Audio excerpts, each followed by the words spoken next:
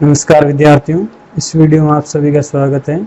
आज हम कक्षा 6 इतिहास का 8वां अध्याय खुशहाल गांव और समृद्ध शहर के बारे में अध्ययन करेंगे। इस वीडियो में हम लोहे के औजार और खेती, सिंचाई, गांवों में कौन रहते थे, प्राचीन तमिल रचनाएं व जातक कथाओं के बारे में अध्ययन करेंगे। तो सबसे पहले हम देखते हैं लोहे के औजार और खेती। लोहे के औजार और खेती, जैसा कि हमने पिछले अध्याय में पढ़ा, भारतीय उपमहाद्वीप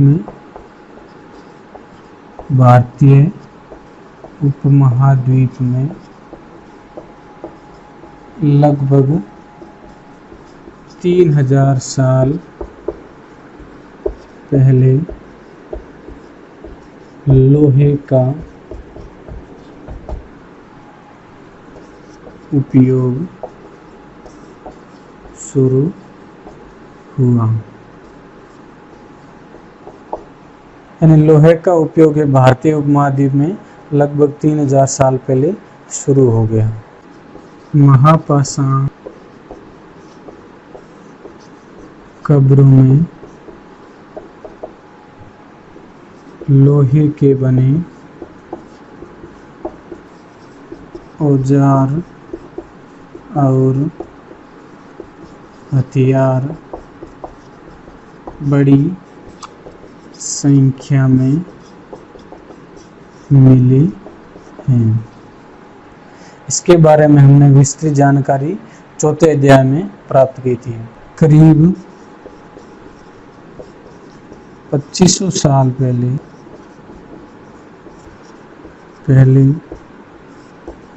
लोहे के औजारों के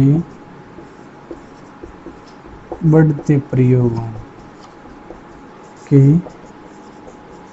प्रमाण मिले हैं। भारतीय उपमहाद्वीप में लोहे का उपयोग 3000 साल पहले शुरू होता है और महापाषाण कालीन कब्रों में भी लोहे के औजार व हथियार बड़ी मात्रा में मिलते हैं। इसके बाद करीब 2500 साल पहले लोहे औजारों के प्रयोग है वो बढ़ा है, जैसे हल के फाल, कुल्हाड़ियां आदि। खेती में जो हल होता है उसमें फाल एवं लोहे की बनाई जाने लगी लगभग 2500 साल पहले। इस लोहे की फाल से जो खेती की जाती है उसमें पैदावार है वो बढ़ गई। उसके अलावा कुल्हाड़ियों का प्रयोग जंगल को साफ करके उसको कृषि योग्य भूमि बनाने में किया जाता है। सिंचाई, जिस प्रकार कृषि के विकास में नए औजार तथा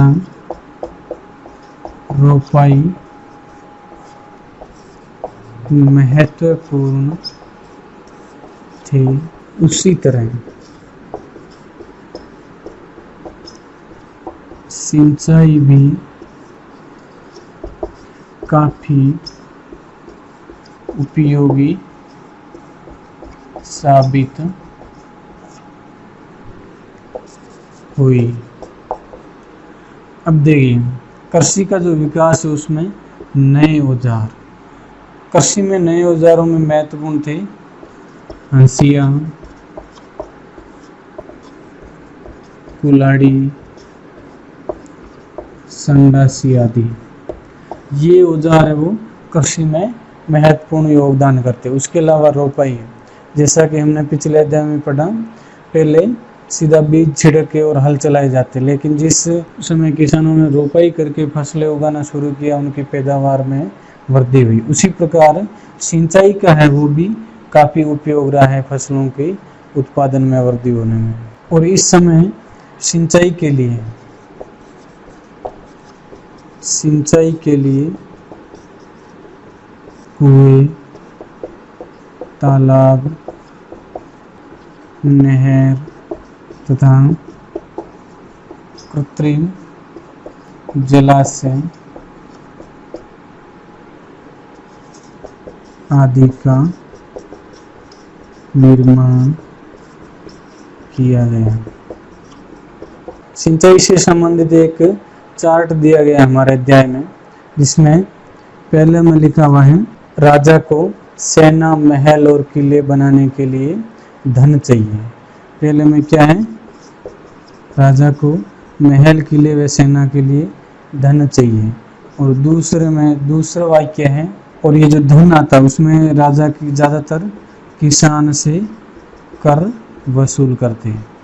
अब तीसरा वाक्य है वो खाली छोड़ रखा है, और ऊपर कुछ वाक्य दे रखे, उनमें से अपने को चुनकर यहाँ पर लिखना है। तीसरा वाक्य आएगा, कर अदा करने के लिए किसानों को उत्पादन बढ़ाना था। तीसरा वाक्य था, अदा करने के लिए किसानों को उत्पादन बढ़ाना था। और चौथा वाक्य है, और ये जो उत्पादन बढ़ाना है ये केवल सिंचाई से ही संभव था, सिंचाई से ही संभव था। और पांचवा वाक्य, तो सिंचाई के लिए क्या हुआ, राजाओं ने धन खर्च किया और सिंचाई की योजनाएं बनाई। पांचवा वाक्य हो जाएगा, योजना बनाई व धन खर्च किया। और छठा वाक्य होगा, लोगों द्वारा परिश्रम किया गया। और सातवां वाक्य हो जाएगा, उत्पादन बढ़ा, लोगों ने परिश्रम किया तो उत्पादन बढ़ गया। आठवां वाक्य होगा, राजस्व बढ़ा। और नौवां वाक्य हो जाएगा, किसानों को लाभ हुआ, किसानों को लाभ हुआ, और उनकी जो अब कृषि में उत्पादन की अनियमितता थी वो कम हो गई। इस प्रकार हम देख सकते हैं कि राजाओं को सेना, महल और किले बनाने के लिए धन चाहिए, और धन किसानों से प्राप्त करते कर के रूप में। तो अगर ज़्यादा धन चाहिए तो उत्पादन बढ़ाना पड़ेगा किसानों को, और उत्पादन बढ़ाने के लिए क्या करना पड़ेगा, सिंचाई की सुविधा होनी चाहिए। तो इसके लिए राजाओं ने योजनाएं बनाई और धन खर्च किया। राजाओं ने योजनाएं बनाई और धन खर्च किया, जिससे सिंचाई के साधन उपलब्ध हो गए। और जब सिंचाई के साधन उपलब्ध हो गए तो किसानों ने जमकर परिश्रम किया या मेहनत की, उससे है उत्पादन बढ़ गया, और उत्पादन बढ़ा तो राजस्व भी बढ़ गया, और किसानों को भी लाभ हुआ, और उनके जो उत्पादन की अनिश्चितता थी वो भी कम हो गई। यानी सिंचाई के साधन उपलब्ध है तो ज़्यादा बारिश पर निर्भर नहीं होना पड़ता, और आवश्यकता के अनुसार सिंचाई आसानी से की जा सकती थी। जैसा कि हमारे पाठ का शीर्षक है खुशहाल गांव, तो अब हम देखते हैं गाँव में कौन कौन रहते हैं। गाँव में कौन रहते थे। भारतीय उपमहाद्वीप के उत्तरी तथा दक्षिणी हिस्सों में अधिकांश गांवों में 3 तरह के लोग रहते हैं, यानी उत्तरी व दक्षिणी हिस्सों में अधिकांश गांवों में 3 तरह के लोग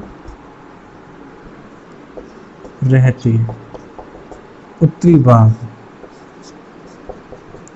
उत्तरी हिस्सा या भाग। उत्तरी भाग में 3 तरह के लोग कौन कौन थे। पहला है गांव का प्रधान व्यक्ति, जिसे ग्राम भोजक के नाम से जाना जाता है। ग्राम भोजक पहले प्रकार के व्यक्ति था, वो गांव का प्रधान व्यक्ति था, जिसे ग्राम भोजक भी कहा जाता है। और ये जो ग्राम भोजक का पद है ये आनुवंशिक था। ये पद है ये आनुवंशिक पद था, यानी बाप के बाद उसका बेटा और उसके बाद उसका बेटा, ऐसे आनुवंशिक रूप से एक पीढ़ी से दूसरी पीढ़ी चलता रहता। ग्राम भोजक का पद। ये गांव का सबसे बड़ा भूस्वामी था, सबसे बड़ा भूस्वामी था। यानी गांव में सबसे ज़्यादा जो भूमि थी, कृषि योग्य भूमि थी, इस ग्राम भोजक नामक के व्यक्ति के पास होती। इसके अलावा प्रभावशाली व्यक्ति था,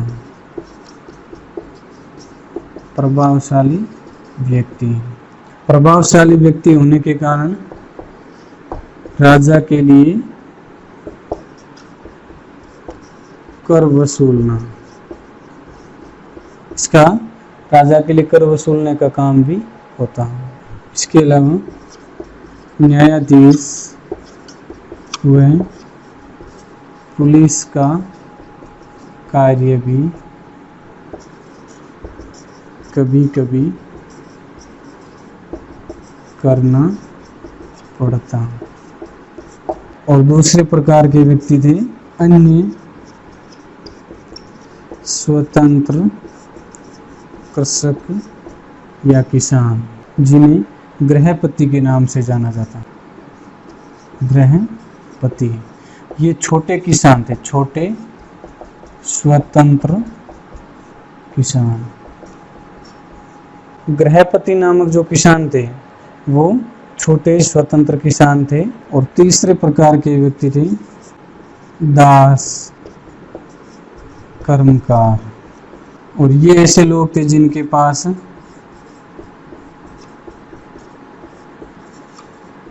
खुद की जमीन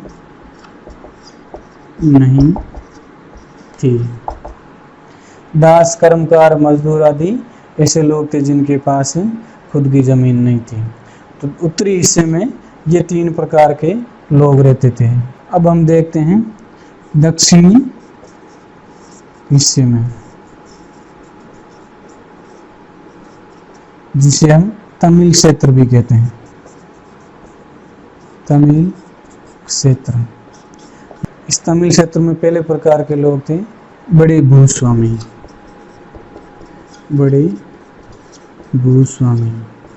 जिन्हें वेलल्ला नाम से जाना जाता। और दूसरे प्रकार के लोग थे साधारण हलवाहा, यानी साधारण व्यक्ति जो हल चलाने का काम करते हैं। इन्हें उनसार कहा जाता है, उनसार। और तीसरे प्रकार के लोग थे भूमिहीन, मजदूर, दास आदि। इन्हें कडेसियार और अधिमई कहा जाता है। इस प्रकार हम देखते हैं तमिल क्षेत्र यानी दक्षिणी भाग में बड़े भूस्वामी थे, उनको वेलल्ला कहा जाता। और साधारण हलवाहा छोटे किसान थे, उनको उनसार कहा जाता। और मजदूर और दास थे, उनको कडेसियर और अधिमई कहा जाता। अधिकांश गांव में कुम्हार है, लुहार है, बढ़ई है, बुनकर आदि शिल्पकार भी रहते थे। अब हम तमिल प्राचीन रचनाएं के बारे में जानते हैं। तमिल की प्राचीन रचनाओं को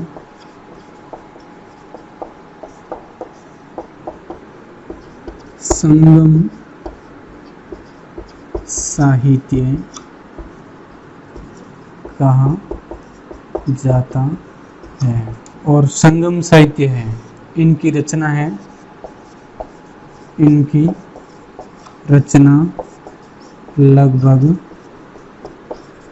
2300 साल पहले की गई।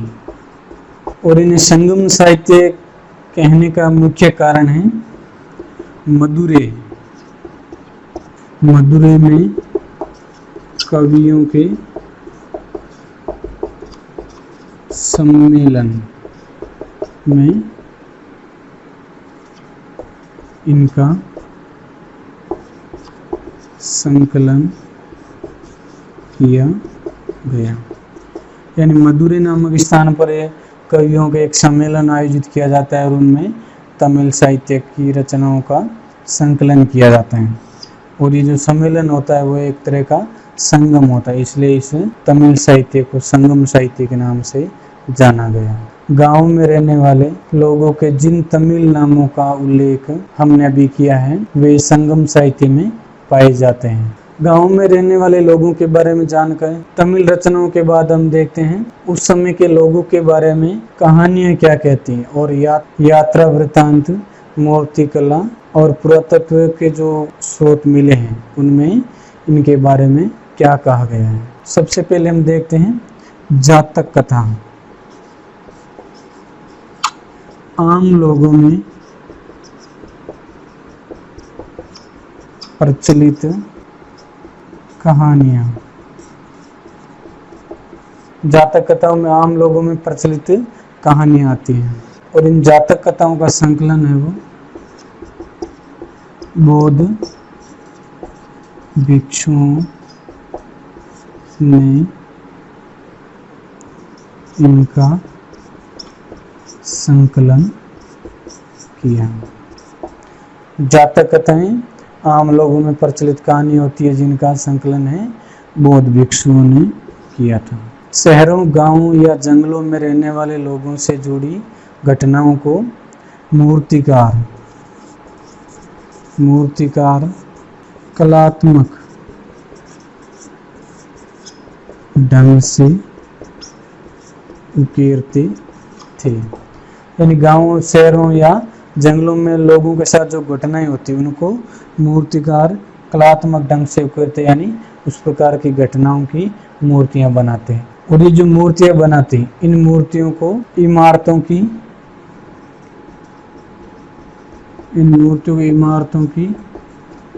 रेलिंग, स्तंभों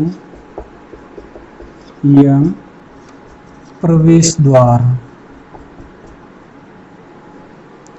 पर लगाया जाता था जहां पर लोग आते थे। अनेक शहरों में वलय कूप मिले हैं।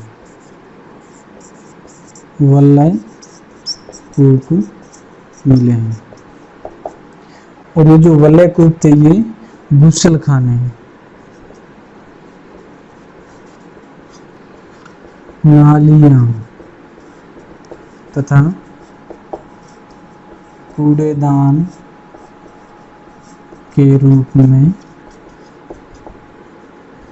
प्रयोग किए जाते हैं।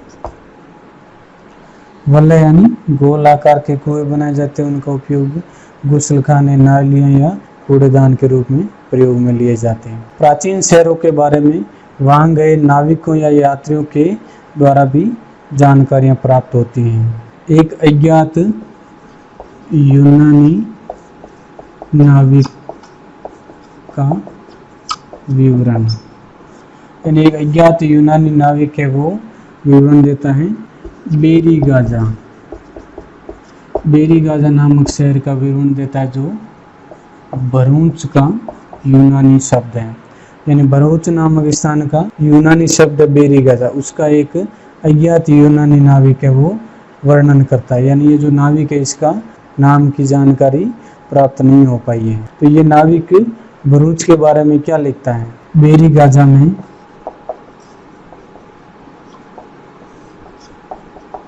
शराब, तांबा, टिन, शीशा, पुखराज, कपड़े, सोने और चांदी के सिक्कों का आयात होता था। इसके अलावा हिमालय की जड़ी बूटियां, हाथी दांत, सूती कपड़ा, रेशम, इत्र, कार्निलियन,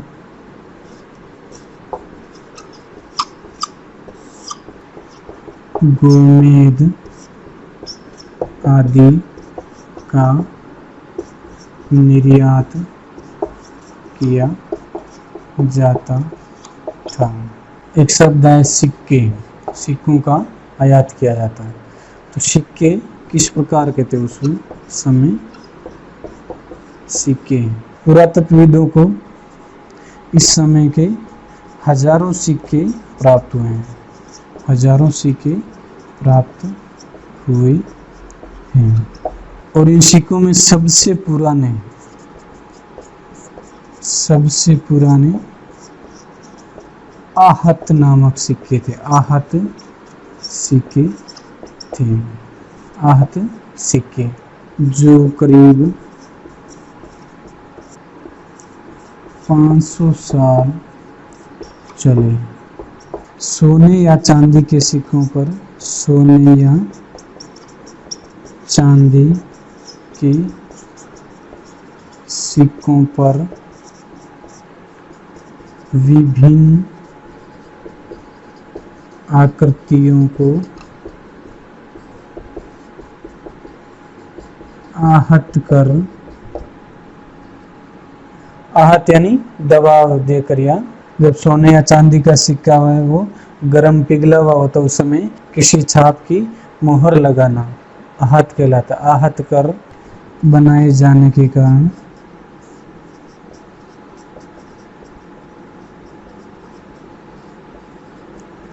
आहत सिक्के कहलाए। और ये जो आहत सिक्के हैं ये ज्यादातर आयताकार होते हैं, कभी कभी वर्गाकार या गोल बनाए जाते हैं, लेकिन ज्यादातर सिक्के थे वो आयताकार थे। और मेन जो शब्द है आहत सिक्के, इसका कारण है इन सिक्कों पर कुछ छपा हुआ होता है, अंक नहीं लिखे होते, चित्र आदि छपे हुए होते, इसलिए इनको आहत सिक्के कहा जाता है। इस प्रकार इस वीडियो में इतना ही। पाठ का अगला भाग अगले वीडियो में पढ़ेंगे। इस वीडियो को पूरा देखने के लिए आपका बहुत बहुत धन्यवाद।